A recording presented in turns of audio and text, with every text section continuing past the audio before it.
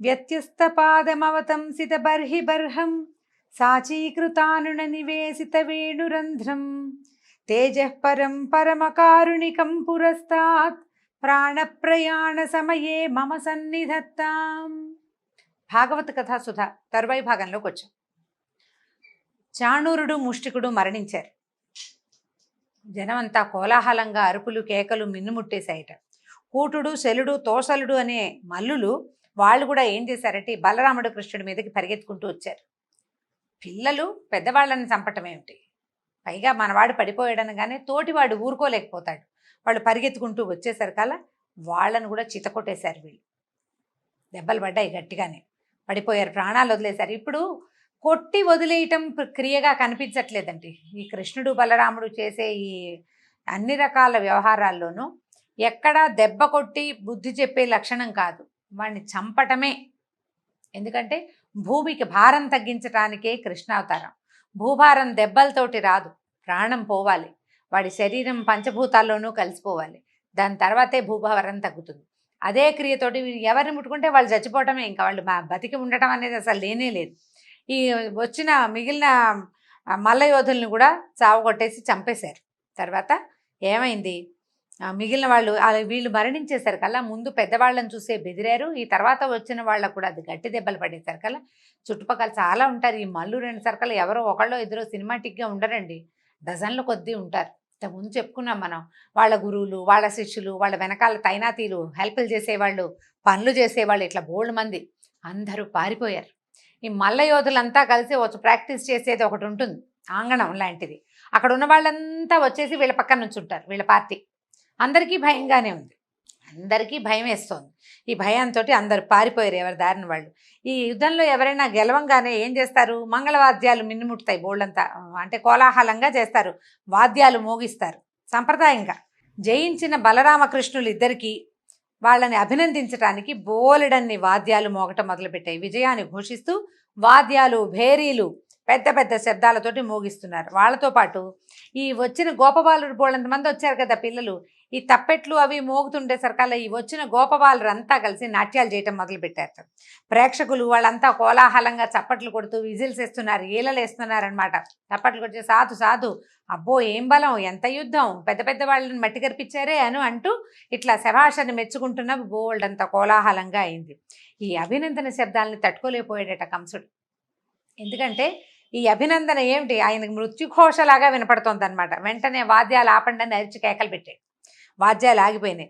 సైన్యానికి అక్కడ ఉన్న బోళ్ళంతమంది సైన్యం ఉన్నారు కదా, వాళ్ళందరూ బెదురుతున్నారు. వాళ్ళందరికీ ఆదేశాలు ఇచ్చాడు. ఏమంటున్నాడు, ఈ వసుదేవుడు కుమారులు ఇద్దరు దుర్మార్గులు, వీళ్ళని నగరంలో నుంచి వెళ్ళగొట్టండి, మొత్తం ఈ వచ్చిన గోపాలను అందరినీ వెళ్ళగొట్టేయమంటున్నాడు. గోపాలుల సొత్తంతా దోచుకురండి, అంటే గోపాలకుల దగ్గర ఉన్నటువంటి పశు సంపదని దోచుకొచ్చేయండి, నందుడిని బంధించండి. నందుడు అంటే బలరామకృష్ణుల పెంపుడు తండ్రి, ఆయన్ని బంధించాలి. వసుదేవుణ్ణి నా తండ్రి ఉగ్రసేనుని రాజ్యం కోసం వేచి ఉన్నాడు మా నాన్న. అంటే కంసుడు ఏం చేశాడు, వాళ్ళ నాన్న ఉగ్రసేనుని చెరసాల్లో పెట్టాడు కదా. ఇప్పుడు వీడికి ఏదైనా అవ్వగానే మళ్ళీ రాజు ఎవరవుతారు, వాళ్ళ నాన్నే రాజు అవుతాడు. అందుకని రాజ్యం కోసం కాచు కూర్చున్నాడు. మా నాన్నను కూడా చంపేయండి, వసుదేవుని కూడా సంహరించండి, నందుడితో వీడి ఈ పిల్లలతోటి వచ్చిన వాళ్ళని ఒక్కళ్ళని కూడా వదిలిపెట్టద్దు, పసిపిల్ల బాలాది పిల్ల మేక అందరినీ సంహరించండి అని గట్టి గట్టిగా అరిచి కేకలు పెట్టాడు. ఈ విషం కక్కుతూ పలుకుతున్నటువంటి ఈ కంసుడి మాటలు వినేసరికి కృష్ణుడు కోపం పట్టలేకపోయాడు.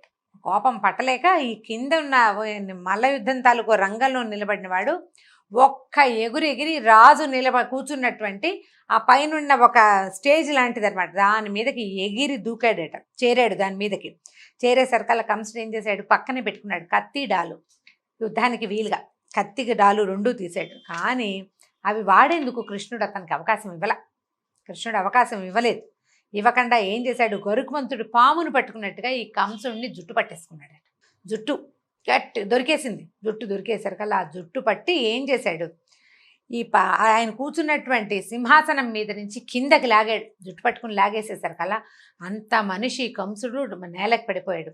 ఈ కిందకి పడేసరికల్లా అదే ఊపులో ఏం చేశాడు, ఆ జుట్టు పట్టుకుని రంగస్థలం మీదకి విసిరేశాడు. ఏ రంగస్థలం మీదైతే చాణూర ముష్టికుల్ని సంహరించాడో అక్కడికి విసిరాడట. ఇంత మనిషి లేచి వెళ్ళి అక్కడ పడ్డాడు. తర్వాత ఏమైంది, పడేసరికల్లా కింద పడిన అక్కడ పడిన కంసుడి మీదకి ఈ పీఠం మీద నుంచి రంగస్థలం మీదకి దూకాడు. ఇక్కడి నుంచి అక్కడికి దూకేసరికల్లా ఏమైందట, విశ్వమంతా తన గర్భంలోనే దాచుకున్నటువంటి కృష్ణుడు అపరిమితమైన బరువు సమ్మెట పోటులాగా తగిలింది అతని మీదకి. ఇట్లా మోకాళ్ళతోటి దూకేసరికల్లా కాలు తగిలేసరికి కంసుడు మరణించాడు. ఎక్కువ దెబ్బలు తినలేదు. జుట్టు పట్టుకుని లాగి ఇక్కడి నుంచి విసిరి ఆయన మీదకి దూకాడు కృష్ణుడు ఆ కంసుడి మీదకి. ఆ దూకిన దానికి, ఆ తాకిడికి అతను మరణించాడు. పైగా కొన్ని సంవత్సరాలుగా ప్రాణభయంతో బితుకు బితుకు బితుకుమంటూ ఆ గుండె ఎంత పల్చబడిపోయినాయో దాని గోడలు. సంవత్సరాల తరబడి మృత్యుభయం, ఏళ్ల తరబడి. ఎప్పుడు ఎక్కడి నుంచి మృత్యువు తన్ని కబళిస్తుందో తెలియక నిరంతరము హరినామస్మరణ చేస్తూ అమిత పల్చగా అయిపోయినటువంటి అతని గుండె గోడలు పగిలిపోయినాయి ఒక్క దెబ్బకి. ఇంత బరువుని సహించలేక కంసుడు మరణించాడు. ఎట్లా చేశాడు, చనిపోయిన ఏనుగుని సింహం లాక్కెళ్ళినట్టుగా ఈ కంసుడిని కృష్ణుడు, ప్రజలందరూ హాహాకారులు రాజు రాజు అంటున్నారు. వీళ్ళకి రాజు కావాలని ఉందని చెప్పటం లేదు ఇక్కడ. హాహాకారాలు చేయటం, భయంతో, బాధతోటి, సంతోషంతో, అన్నిటితోటి పెద్ద పెద్ద కేకలు పెడుతుంటే శరీరాన్ని అతన్ని ఈ మల్ల రంగస్థలం నుంచి కిందకి లాక్కొచ్చాట. ఇప్పుడు చూడండి ఏం చేశాడు, ఇలా నిరంతరము ఎప్పుడైతే తను మరణిస్తానని తెలుసుకున్నాడో, ఎప్పుడు తెలుసుకున్నాడు ఇది, దేవకీదేవి వివాహం అప్పుడు, ఆ రోజు కృష్ణుడి చేతులు అంటే అష్టమ గర్భ సంజాతుడి వల్ల మరణిస్తానని తెలుసుకుని అప్పటి నుంచి చనిపోయే క్షణం దాకా హరినామస్మరణే చేశాడు. విష్ణువే తనని ఈ రూపంలో సంహరించబోతున్నాడని, విష్ణువే దేవతల పనుపున భూలోకానికి రాబోతున్నాడని, ఎక్కడ ఉన్నా విష్ణువేనని భావించి భావించి భావించి ఉండి ఉండి ఉండి ఆ విష్ణువు చేతిలో మరణించంగానే ఆయనలో అతని తాలూకు ఆత్మజ్యోతి లీనమైపోయింది. కృష్ణుడిలో కలిసిపోయాడట కంసుడు. అందరూ చూస్తున్నారు, అట్లా చూస్తూ ఉండిపోయారు. ఈ కంసుడికి తమ్ముళ్ళు ఉన్నారు చాలామంది, న్యగ్రోధుడు, కంకుడు మొదలైన వాళ్ళు 8 మంది, మొత్తం కంసుడు వాళ్ళు 9 మంది. వాళ్ళు ఏం చేశారు, ఈ దుర్మరణం తన అన్న, అసలు ఏం పెద్ద యుద్ధము జరగలేదు, ఏమిటో బాహుబాహి మా యుద్ధం జరిగితే ఒక రకంగా ఉండేది, అంత యుద్ధం ఏం లేదు, చాలా చిన్న చిన్న దెబ్బలతోటే మరణించాడు.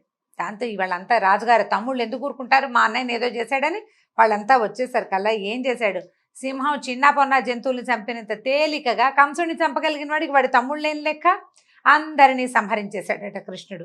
దేవతలు ఆకాశం నుంచి పుష్పవృష్టి కురిపించారు, పువ్వుల వాన కురిసిందట. బ్రహ్మాదులు పైనుంచి దేవదుందుభులు మోగినాయి.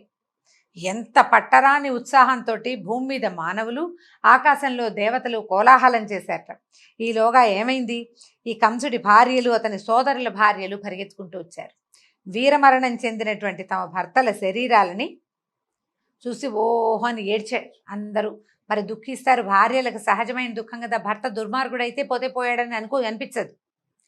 భర్త లేకపోతే తమ సౌభాగ్యం కోల్పోయామని బాధపడుతూ వాళ్ళందరూ ఏడుస్తుంటే కృష్ణుడు వాళ్ళందరినీ ఓదార్చాడట. ధైర్యంగా ఉండమన్నాడు, నేను మిమ్మల్ని ఏం చేయనని వాళ్ళకి ధైర్యం చెప్పాడు.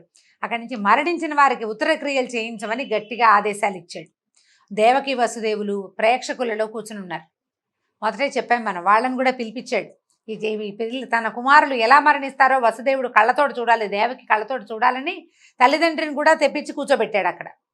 వాళ్ళు ఈ ప్రేక్షకులలో నుంచి ఈ పిల్లల్ని చూస్తుంటే వీళ్ళకి తమ పిల్లలుగా తెలియలే, లోకేశులుగా తలిచారు వీళ్ళు. దేవతలే దేవుళ్ళే ఇలా దిగి వచ్చారని సంతానంగా భావించక వారి దగ్గరికి కూడా రాలేదట. నా పిల్లాడు ఇన్నేళ్ల తర్వాత వచ్చాడని దేవకిదేవి పరిగెత్తుకుంటూ రాలా.